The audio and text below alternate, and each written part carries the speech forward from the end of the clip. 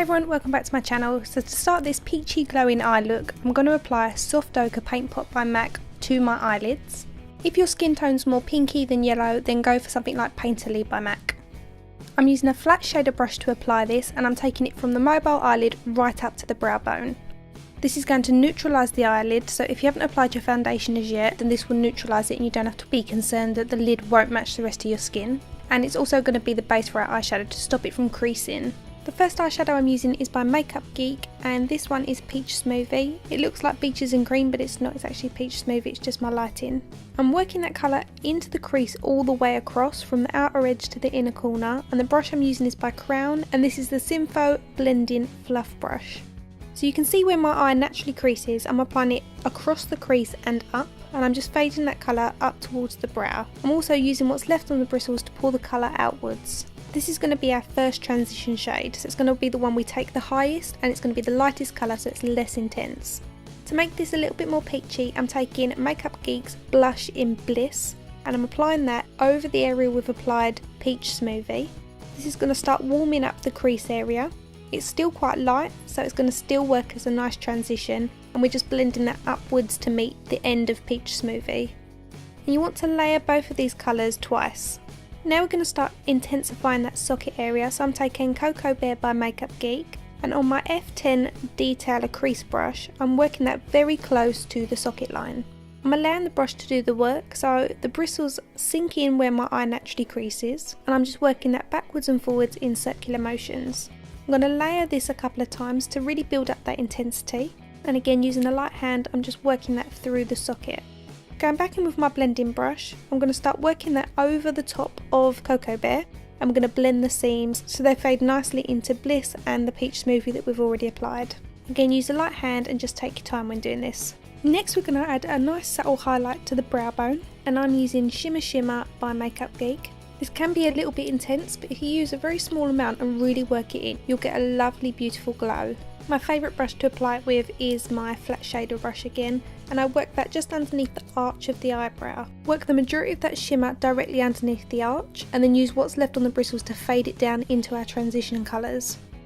For the mobile eyelid, we're going to be using In the Spotlight by MakeUp Geek. This is a foiled eyeshadow that's slightly pinky with a coral undertone, it's beautiful. So paired with those nice warm matte shades we've got in the crease, this is going to look really peachy and glowy. I'm using another flat shader brush to apply this, and I've spritzed the bristles with my Smashbox Photo Finish Water Primer. This helps to make the eyeshadow become even more metallic and reflective. I'm going back in with my Shimmer Shimmer Forward eyeshadow, and on the opposite side of my flat shader brush I'm going to apply a small amount of this to the inner corners of the eyes. This is a great tip if your eyes are quite close set together. This will make them look slightly further apart. If you've got quite wide set eyes, then you might want to avoid applying a highlighter in this area because it would just make them look even further apart. I'm going back to my F10 Detailer crease brush and my Cocoa Bear eyeshadow, and I'm deepening and intensifying the socket area. I'm going to start to pull this colour up and outwards so we get a nice V shape. Switching brushes to an angled liner brush, I'm pulling the colour from the outer corner onto the mobile eyelid, and this is going to create a soft smoke on the inner edge of that outer corner, but we're going to keep the very outer line nice and sharp. And then using a very light hand, I'm pulling the colour upwards and fading it across. Going back in with my F10 brush and a super light hand, I'm just blending the seam of that eyeshadow.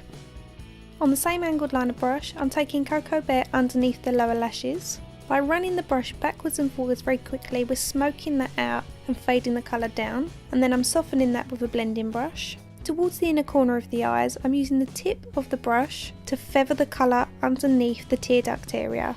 But I'm dropping that colour by about 1.5 millimeters underneath the tear duct so that we still get that highlight going from the inner corner and across.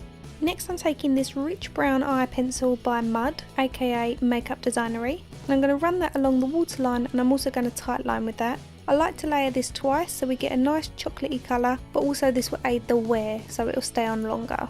If you like to make your eyes look bigger, you could put a cream pencil here, you don't have to use brown. But if you'd like maybe something a little bit more intense, then you can change this up and use a black pencil instead. I'm going to line the top lashes using my Bobbi Brown gel liner in Sepia. I've chosen to use brown as opposed to black because it goes better with the warm colours we've got on the eyelid. I always like to start at the very inner corner of the eye and slowly work that colour all the way across to the outer corner. I've mixed this with a little bit of Inglot's Duraline for durability, but also to make it a little bit more fluid so it makes it easier to work with. I'm adding a small wing to the outer corner, nothing too intense. Then going back in with my angled liner dipped in Cocoa Bear, I'm patting that over the top of that outer wing just to soften it slightly. And then I'm just intensifying the very lower edge of that wing again. Obviously that's an optional part, you don't have to do, it is only a subtle effect. Next I'm framing the tear duct area with a small amount of that gel liner. I'm just tracing the natural shape to create a nice soft point.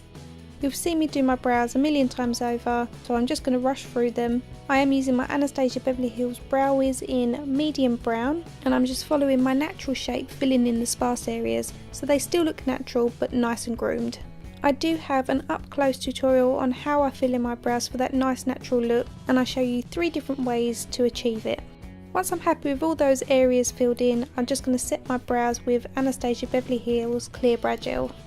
To curl my lashes, I'm using my usual favourite by ShowMe. Then the mascara I'm using is the Everything Mascara by J. Manuel. I am going to be using falsies, so I'm not really concentrating too much that mascara on my top lashes, but I am applying a couple of coats to my bottom.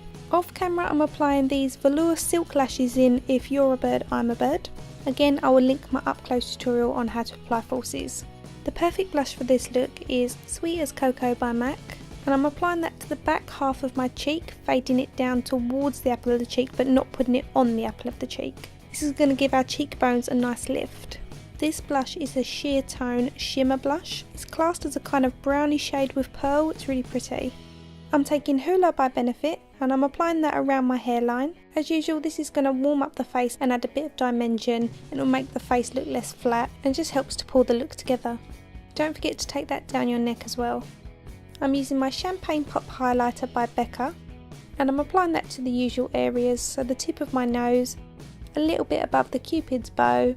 I'm applying a very small amount on the bridge of the nose between the eyes, and I'm going to apply a small amount of that to the tops of my cheekbones and above my brow bone. If you want a more intense finish, you can use a brush, something like a fan brush or an actual highlight brush will do. In keeping with the theme of the colours, I'm just applying Subculture Lip Pencil by MAC to the lips. I'm going to keep them nice and nude. So I'm lining the outer edges to define the shape, but I'm also filling the entire lip in with this pencil. Over that I'm applying this Lip and Cheek by Krylon, and this is in the shade Amaryllis. These have a velvety matte finish, so they go on absolutely beautifully. They feel so comfortable to wear and they come in a nice variety of colours. You can see this one goes perfectly with the colours that we've got on our lid and our cheeks.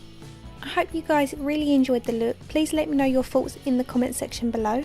If you haven't done so already, hit the subscribe button. You can click down on the left for my daytime glam look, and you can also click down on the right to see how I get my loose curls. If you'd like to see more of what I get up to in my daily life, you can follow me on Facebook, Twitter and Instagram, and they're all at ShowMe MakeUp. Thanks again for watching, and I'll see you in my next video. Bye!